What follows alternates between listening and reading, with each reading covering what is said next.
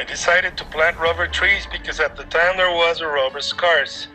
I also wanted to create a natural forest for our planet and our country. It just so happens to be that the land I was born in, Guatemala, was the ideal one for this crop. The benefits of this product are several. First, as a job source, the trees contribute to lessen erosion, no floods as the trees form a natural barrier. They also benefit the hydrological cycles, rain, as rubber tree plantations represent real rainforests. In the desert, where there are no trees, it rarely rains. In places where trees are planted, rain is abundant.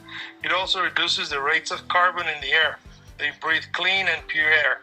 Another very important benefit is that after the trees stopped its production, the wood can be used to manufacture furniture at a very low price.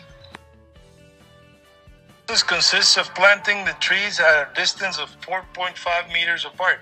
You make incisions in one side of the tree. The latex starts to drip into small receptacles, which are attached to the tree by a piece of thin wire. Each day the latex is retrieved 4 or 5 hours after having made a cut in the tree. The latex is placed into a 20-gallon can that is transported to the place where it will be processed.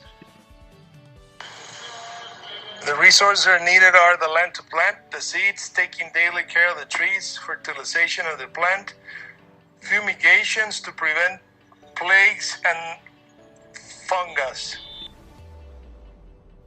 Challenges with rubber trees are prices, as rubber price depends on the number of countries planting this crop.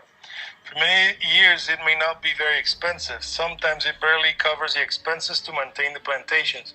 Other times, there is less production in the world, so the price rises, and these are good years for the people planting and living off the rubber tree plantations. Another challenge is the apparition of a fungus called late blight, which kills extensive areas of leaf tissues, sometimes leading to the death of the tree. All the production, at least from Guatemala, goes outside of the country. It's exported mainly to Mexico.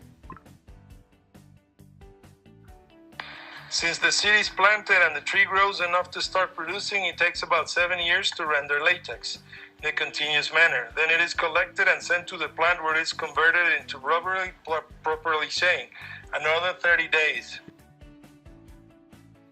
There is competition. It is not so extreme, but there is always competitions. Since this is a crop that will render benefits in the future, it can be many years until someone becomes your opponent in the field.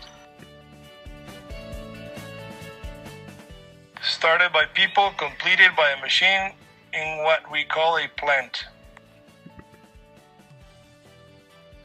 There is always a high demand and it may be higher in the future. The demand goes hand in hand with the auto industry. The scion is made when the plant is around 1 year old. First you plant the seed, which will be the patron. Then you find the better plants for the scion. Tapping means to make a cut in the bark of the rubber tree to harvest the latex. Tapping is difficult to do well. You must take care of how you do it. For a good tapping, you must make a good cut. Harvest the latex well. Harvest the latex at the right time.